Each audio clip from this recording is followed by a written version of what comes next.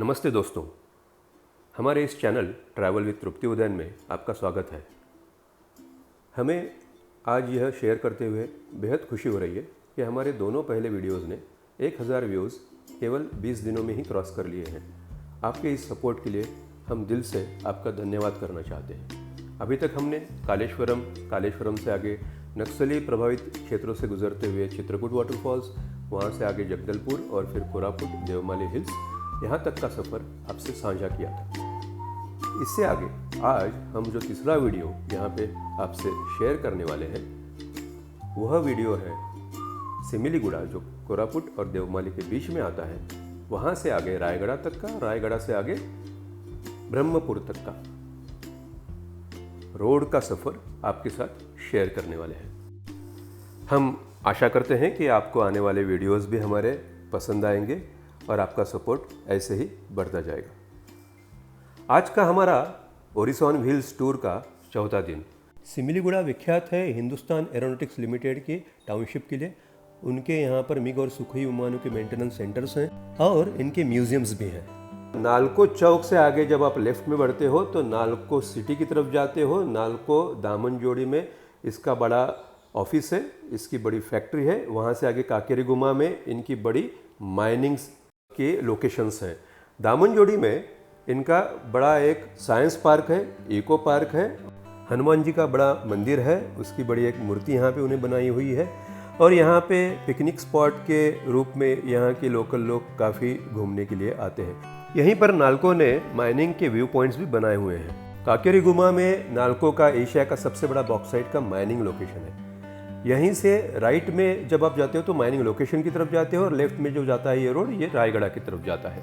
यहाँ से रोड की कंडीशन काफ़ी अच्छी हो जाती है। यहाँ तक की रोड की कंडीशन उतनी अच्छी नहीं थी। यहाँ से लगभग 80% रास्ता जंगलों से और पहाड़ों से भरा हुआ। दोनों तरफ जंगल, या तो पहाड़ या तो खाई, ऐसा ही 80% रास्ता आपको पूरा मिल जाता है। रायगढ़ फॉरेस्ट रेंज बीच में आता है, उसके बाद में मोहाना का फॉरेस्ट रेंज आता है, उसके बाद में सिर्फ लास्ट के 30-35 किलोमीटर ही है ब्रह्मपुर से पहले जो प्लेन रोड है, जहाँ पे कोई जंगल नहीं है या तो पेड़ पहाड़ियाँ नहीं है। ये इस तरह का सुहाना सफ़र। और पहली घाटी जो हमें मिली वो लक्ष्मीपुर की घाटी। यहाँ पर लगभग 17-18 किलोमीटर की यह घाटी ढलान भी काफ़ी बढ़ती हुई और बाद में उतरती हुई लक्ष्मीपुर की तरफ। ऐसा ये रास्ता, घुमावदार रास्तों का ये घाटी भरा रास्ता, और दोनों तरफ या तो पहाड़ी या खाई। ऐसे घुमावदार रास्तों पर, घाटियों में से जब हम ड्राइविंग कर रहे होते हैं तो मानो हम जैसे टहलते ही जा रहे होते हैं। और हम टहलते ही जा रहे थे, बीच बीच में रुक के हम फोटोग्राफी कर रहे थे और इन वादियों का भरपूर आनंद भी ले रहे थे। यह घाटी उड़ीसा में ईस्टर्न घाट्स में सबसे खूबसूरत घाटियों में से मानी जाती है। इसके अलावा अराकू वैली जो आंध्रा तेलंगाना में है, और इसके अलावा तिरुमला की जो घाटी है तमिलनाडु में, ये भी काफ़ी खूबसूरत वादियाँ घाटियाँ हैं। इन घाटियों में हमने महसूस किया कि एक अलग तरह की एक ऐसी खुशबू फैली हुई है जिसे हम ढूंढने की लगातार कोशिश कर रहे थे कि ये किन फूलों से आ रही है। कुछ सफ़ेद और लाल रंग के फूल नज़र आ रहे थे, पौधे नज़र आ रहे थे, पर हमें ये फूल या तो ये पौधे पता थे और ये उनकी खुशबू नहीं थी। हम आगे बढ़ते जा रहे थे और बीच बीच में हमें कुछ सफ़ेद रंग के अलग किस्म के फूल दिखने शुरू हो गए थे। तो हमने सोचा कुछ दूर जाके रुकेंगे, एक अच्छा स्पॉट देके रुकेंगे जहाँ से व्यू पॉइंट भी एक हमें मिलेगा या तो फूल भी हमें देखने को मिल जाएंगे। और हमें वो फूल आखिरकार मिल ही गए। इन्हें भंडीरा कहा जाता है या नॉर्थ ईस्ट में भाट भी कहा जाता है।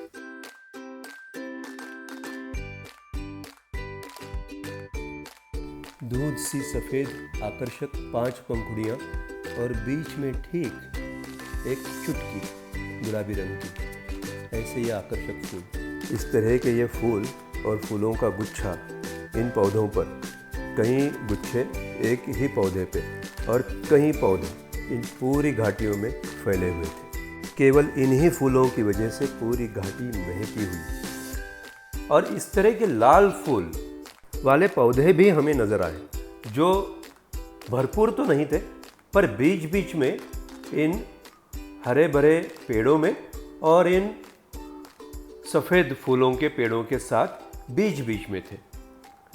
ये भाट बंडीरा के फूल हमें इसके बाद लगभग उड़ीसा में संभलपुर तक नजर आए।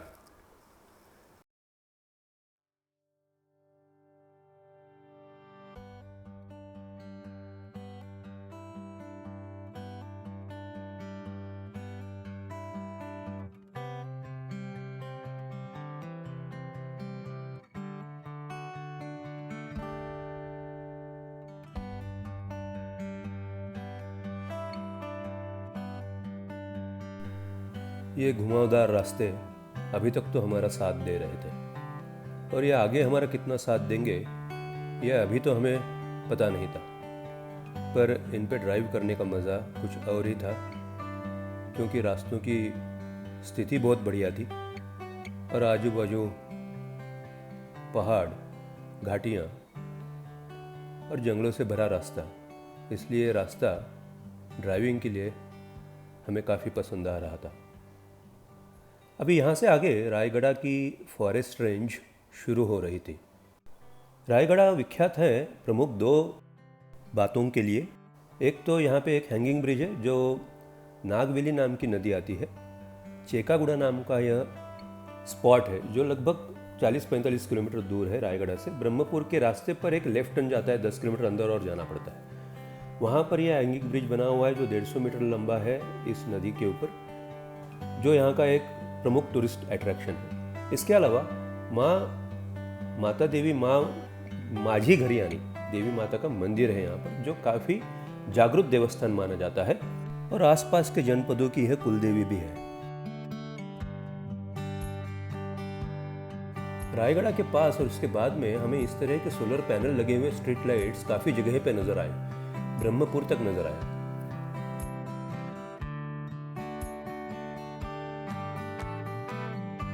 चूँकि हमें इस रास्ते का सफ़र आपके साथ शेयर करना है, तो हमने रायगढ़ के फ़ोटोज़ या वीडियोज़ इस वीडियो की लंबाई को देखते हुए नहीं डाले हुए हैं। आपको रायगढ़ के काफ़ी सारे वीडियोज़ अन्य वीडियोज़ में देखने को भी मिल जाएंगे। रायगढ़ से आगे लगभग 10 किलोमीटर पर ही घुमावदार घाटियों वाला रास्ता शुरू हो जाता है, जंगलों का रास्ता शुरू हो जाता है। यह तेंतुली पादार ग्राम का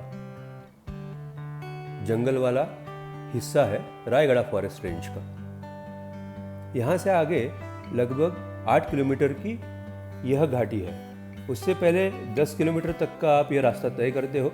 आपने अभी देखा होगा, एक रास्ते पे खड्डा देखा होगा आपने। यह नागवेली नदी के ऊपर का पुल था जिसके ऊपर हमने एक खड्डा गिना। हमने काकेरी गुमा से लेके खड्डे गिनते आ रहे थे, क्योंकि कुछ समय के बाद में हमें ऐसा नज़र आया कि खड्डे ही नहीं है रास्ते पर।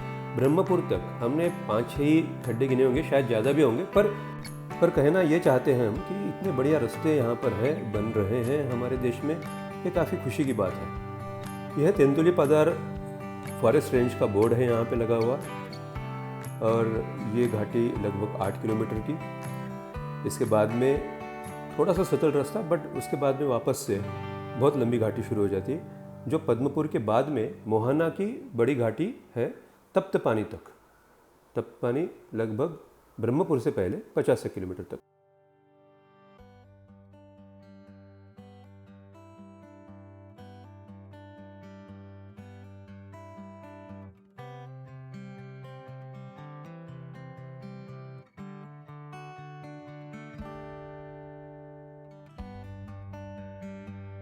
मोहना का ये जो जंगल है, ये जंगल काफ़ी घना, हमें दोनों तरफ से जंगल काफ़ी देर तक नज़र आए, और उसके बाद में एक तरफ ये घाटी नज़र आई, खाई नज़र आई बाईं तरफ, पर ज़्यादातर तो हमें दोनों तरफ से जंगल ही नज़र आ रहा था। जंगलों के बीच से गुजरता हुआ ये रास्ता, बीच बीच में पहाड़ियाँ चढ़ते उतरते हुए।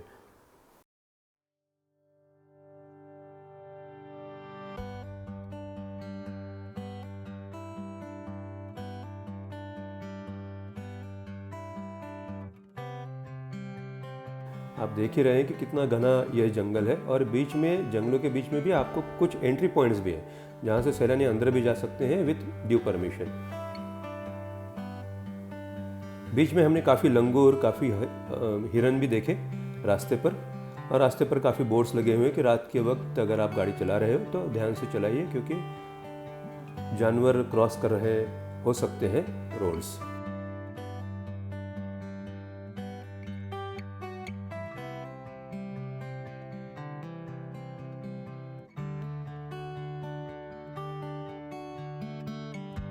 यहीं पर आगे हमने एक चील को उड़ने की तैयारी में बैठे हुए देखा और फिर हमने उसके एक दो तो इन फ़ोटोज़ भी निकालने की कोशिश की।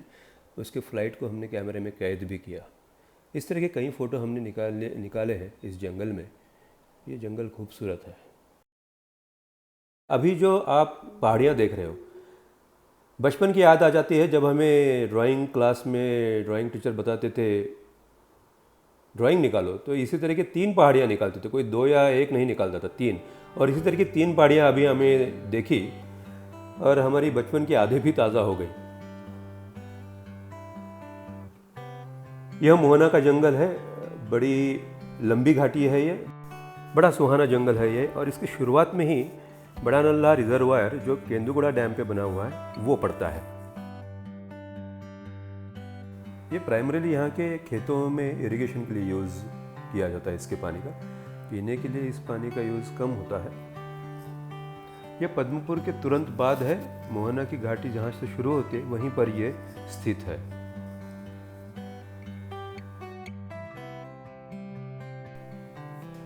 यहाँ से आगे काफ़ी घना जंगल पड़ता है रास्ते में।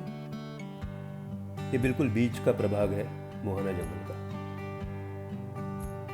इसके आगे तप्त पानी आएगा और तप्त पानी के बाद में फिर सतल शुरू हो जाता है जो 35 किलोमीटर ब्रह्मपुर तक जाता है। हरभंगी नाम का रिजर्वायर घाटी जहाँ से ढलान शुरू होती है नीचे की तरफ, वहाँ पर तप्त पानी से पहले कुल 40 किलोमीटर पहले शुरू होता है। और ये काफ़ी बड़ा रिजर्वायर है। यह यहाँ के सैलानियों के लिए भी एक बड़ा टूरिस्ट पॉइंट है।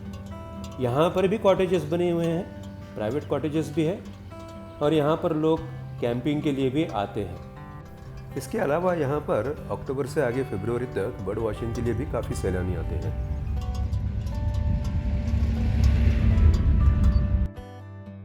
तप्त पानी एक पिकनिक स्पॉट है 55 किलोमीटर पहले ब्रह्मपुर से, जहाँ पर प्राचीन शिवजी का मंदिर है। वहाँ पर गर्म पानी का एक कुंड भी है जहाँ पर स्नान करने के लिए काफ़ी सारे लोग आते हैं। और यहाँ पे साल में शिवरात्रि पर, महाशिवरात्रि पर और इसके अलावा कुछ और त्योहारों पर भी मेले लगते हैं। यहाँ पर उड़ीसा टूरिज़्म डेवलपमेंट कॉरपोरेशन का कॉटेज भी है और इसके अलावा कुछ प्राइवेट कॉटेजेस भी हैं। हम इस वीडियो में आपके साथ तप्त पानी की कुछ फ़ोटोज़ शेयर नहीं कर पा रहे हैं क्योंकि वीडियो की लंबाई को देखते हुए इसके भी यूट्यूब पर काफ़ी आपको वीडियोस देखने को मिल जाएंगे। यह सुहाना सफ़र आज ब्रह्मपुर तक का ही था और हमने 350 किलोमीटर का अंतर 6.5 घंटे में तय किया। यह वीवीगिरी मार्केट के पास हनुमान जी की बड़ी मूर्ति है ब्रह्मपुर में, जिसके पास हमारा होटल था जहाँ पर हम आज रहने वाले थे। इसके साथ ही यह वीडियो हम यहीं पर समाप्त करते हैं। आशा करते हैं कि यह वीडियो भी आपको पहले 2 वीडियो की तरह ही ज़रूर पसंद आया होगा। हमें आपके कमेंट्स का इंतज़ार रहेगा और आप अपने दोस्तों के साथ इस वीडियो को ज़रूर शेयर कीजिए। सब्सक्राइब करने के लिए भी अपने दोस्तों को ज़रूर कहें। अगले वीडियो में हम आपसे ब्रह्मपुर और गोपालपुर के सुंदर बीच के बारे में इंफॉर्मेशन शेयर करेंगे। धन्यवाद।